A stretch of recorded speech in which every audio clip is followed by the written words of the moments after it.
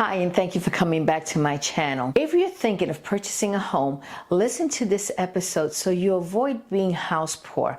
I'll explain 9 reasons why so many buyers experience buyer's remorse shortly after purchasing a home. Number 1, not understanding your monthly payments. A buyer should understand their monthly payment will increase and why. Let me explain. Monthly payments consist of principal, interest, taxes, insurance, sometimes private mortgage insurance, and homeowners association fees, although it's not paid to the bank, but it's still a housing expense that will increase. If a buyer chooses a fixed interest rate, the rate will never change. In fact, the interest rate is the only constant, but everything else can change and most likely will increase. Taxes and homeowners insurance will fluctuate once a year to accommodate higher property taxes and once a year to accommodate higher insurance payments. I say higher because I can almost assure you they will increase year after year. In Florida, taxes are due every year by December 31st. Homeowners insurance is renewed annually on the anniversary of your closing date. And due to Florida's insurance crisis caused by hurricanes and fraud, insurance costs are likely to increase as well. Property taxes and homeowners insurance will not only trigger an increase in your monthly payment, but also create a shortage in your escrow account. A shortage is created when property taxes and or insurance increase. The lender will pay out the higher amount on your behalf. Now you'll have to reimburse the lender for the shortage they paid on your behalf. And you'll have 2 options. Pay the difference in one lump sum payment or have the lender add the shortage to your monthly payments, which will increase the principal balance and in turn will increase your monthly mortgage payments. An increase in your taxes and in your insurance will increase your monthly payments substantially. If you purchase in a homeowners association, this too will increase, not by much, but nevertheless it will increase. However, when you purchase a condominium or in any attached housing community, it's important to be aware that the HOA fees typically increase annually, and these increases can be substantial. Buyers need to understand when taxes and insurance increase, so will their monthly payments. If a buyer's down payment is less than 20%, they will almost always have to pay private mortgage insurance, also known as PMI. This is a fixed expense. PMI does not fluctuate, and if you get a conventional loan, you can almost always have it removed after your home reaches 20% equity. If a buyer's down payment is 20% or more when they first purchase the home, they will not have to pay PMI. Second regret, overpaying for a home. Let's talk about where I see this happening and what you should be aware of before signing on the dotted line. New homes versus resale homes. Overpaying for a home is more common with new construction compared to resales. When purchasing a resale, the buyer selects the bank they want to work with, not the seller. The bank the buyer chooses will order the appraisal. The appraiser's job is to protect the bank from lending more than the home is worth, which in turn protects the buyer. When a buyer visits a builder's model center and decides to purchase a new home, they sign a contract with the builder. The builder already has an in-house lender, and the builder will insist the buyer obtains the loan through their in-house lender. Builders sweeten the deal by offering to pay some, if not all, of the buyer's closing costs. They offer a lower interest rate by way of a buy down. But here's the catch. You only get those perks if you use their in-house lender. If you choose your own lender, these perks disappear. Appraisers play a critical role in real estate transactions, ensuring that the buyers, sellers, and lenders have an unbiased estimate of the home's worth. When you use a builder's lender, there is an established relationship between the builder, the lender, and the appraiser. Because the builder's lenders work with their own appraisers, it's very rare for a new home to appraise below the sales price. Builders have systems in place to ensure appraisals match the sales price, which will avoid any issues with loans. In short, builders make it very appealing and sometimes almost unavoidable to use use their lender. Now comes the problem when it's time to sell that home. It is at this moment that buyers often realize they've paid too much because either they over-improved the home at the design center when they were building the home, or because they purchased in the wrong location. They now realize they are the most expensive home in their neighborhood, a situation you always want to avoid. Over-improving a home is a major factor when purchasing new homes. What I see now are builders enticing buyers by offering interest rate buy-downs, sometimes as little as 5%. Let me give you an example as to what that looks like. Let's say you're getting a $500,000 loan. At a 7% interest rate, the monthly principal and interest payment would be $3,333. That same $500,000 at a 5% interest rate, the payment drops to $2,685. This lower mortgage payment gives buyers a false sense of extra money. Suddenly, at the design center, they were adding upgrades left and right, turning a standard kitchen into a gourmet kitchen, upgrading cabinets, adding crown molding, adding a premium sink,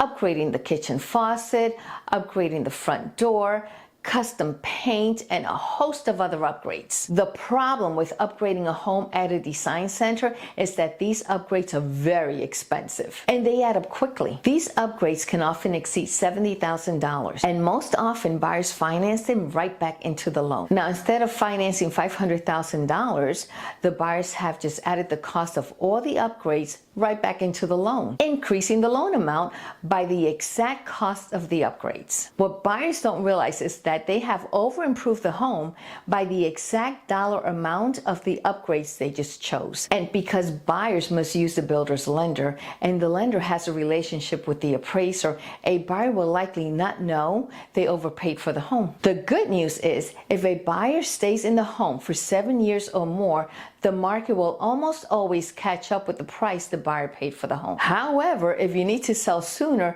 you might struggle to recoup your investment. This, of course, depends on location as well. Another scenario where buyers overpay is during a hot market, when a buyer will need to pay more than the asking price and waive the appraisal. This was especially common in 2020 and 2021. Buyers were paying well above asking price. Many purchased in highly desirable neighborhoods and plan to stay in their home long term. Thankfully, these buyers have benefited from increasing home values, and the market has caught up to what they paid. If you're knowingly paying a premium for your home, whether it's due to upgrades or competition, you need to be confident that you will keep your home for a long time. Real estate is a long-term game, and over time, markets tend to reward patience. Hi, my name is Evelyn Malave, broker associate with LPT Realty.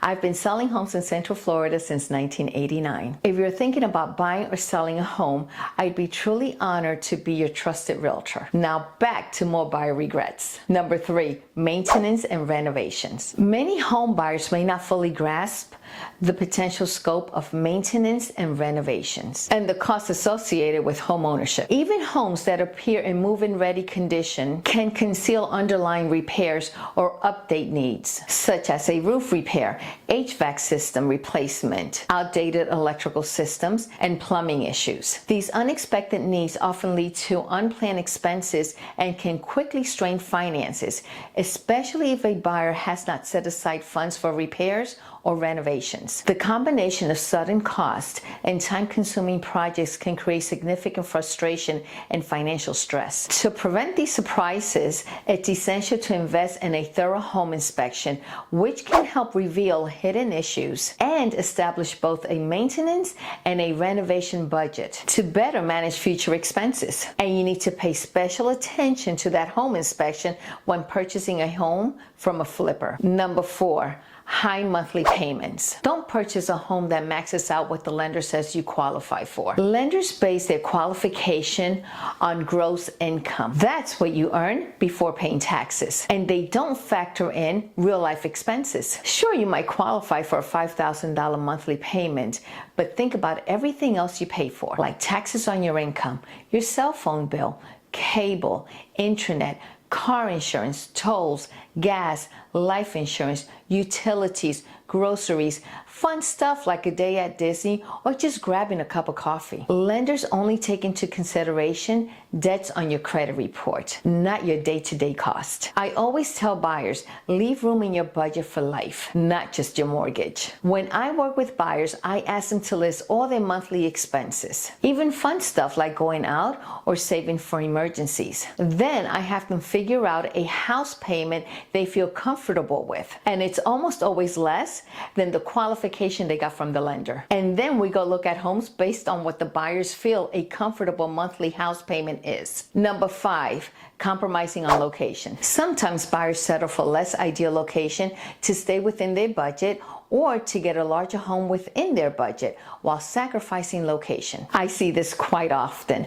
I just sold a home in Cocoa Beach and both buyers work in Orlando. I clearly told them the commute would be a nightmare. Not to mention homeowners insurance will always be at risk and the increases would be astronomical. I advised them they will need to keep the home for at least 7 years before they can break even and perhaps have a little profit. But they wanted to be closer to the beach and there was nothing else I can say. The long distance commute and the yearly increases on their homeowners insurance will likely cost them buyer's remorse. When you compromise location, you may end up in an undesirable school district. Prioritizing location, I believe, is the most important aspect of purchasing a home. Before signing the purchase contract, weigh your compromises carefully. Number 6, lifestyle changes. Buying a home is exciting, but if too much of your income goes towards house expenses, leaving your house poor, it can really change your lifestyle, and not for the better. You might feel like you're working just to pay for the house, leaving little room to enjoy things you once loved. For example, the dream of ownership is about hosting family, friends, getting a pet, and feeling financially secure. But not having a clear handle on your finances can lead to stress and force you to make tough lifestyle changes. Before purchasing a home, think about things like job relocation, a growing family. Can you afford your current lifestyle after purchasing a home, or other changes that can affect your needs? Number 7, purchase to buy quickly, and it will almost always lead to remorse. A seller's market can push buyers to rush their decision. Buyers may overlook important factors in their eagerness to secure a property. You need to fully understand all the aspects. Does the house meet the entire family's needs? Bedroom sizes are often overlooked, only to regret it as soon as they move in. Distance to work and school for the kids. Before you commit to a location, you should know how far schools are. And if your kids are riding the school bus, you would want to know what time they need to be at the school bus stop. I often see elementary school-aged children at the bus stop at 6 a.m. You definitely want to know the age of the major components of the home, like the HVAC system, plumbing, the roof, and the hot water heater. Knowing the age and lifespan of these elements helps buyers anticipate maintenance and replacement costs. Before I write an offer for a buyer, I take several important steps to ensure my buyers are making an informed decision. I give my buyers school information for the home they're considering. I bring them back to the property to measure each room. This ensures all the spaces are right for their needs. I create a detailed market analysis comparing homes to similar properties recently sold in the area. This helps determine the property's fair market value, ensuring my buyers are not overpaying for a home. These steps give buyers confidence in their decision, helping them make a well-informed and financially sound offer. Most importantly, buyers should keep emotions in check and evaluate the property objectively. Number 8, market changes after closing. The housing market and interest rates go up and down every time. If the market drops after you close on your home, it can be stressful, especially if you want to sell or refinance shortly after closing. I suggest you choose a monthly payment with a fixed rate interest rate that you can comfortably afford. I've been selling homes now over 3 decades, and every buyer I've known with a variable interest rate has had buyer's remorse. Don't max out the qualification the lender has given you. It's risky to stretch your budget, especially hoping to refinance after closing. Refinancing is not easy. A lot of things need to line up to be able to refinance. When you purchase a home, plan on staying there for at least 7 years and make sure you have a payment you can handle no matter what happens in the market. Number 9, some buyers feel trapped after purchasing a home. Owning a home can feel restrictive compared to the flexibility of renting. Owning a home is a long-term commitment. If you know you enjoy moving to new locations or you're not committed to your job, or perhaps you know you will need to get closer to family as your family grows, or you don't like the long-term financial commitment or the responsibility of maintaining a home, then you do not need to purchase a home. I recently had a homeowner describe home ownership as excruciating, saying she felt like a hermit crab carrying the home on her back. Home ownership is a lifestyle, and it's not for everyone. Before purchasing a home, consider your lifestyle, preferences, and readiness for the responsibility of home ownership. What are your thoughts? Have you seen or experienced something similar? Let me know in the comments. If you found this information helpful, I really appreciate it if you would subscribe to my channel. Thank you for coming back to my channel.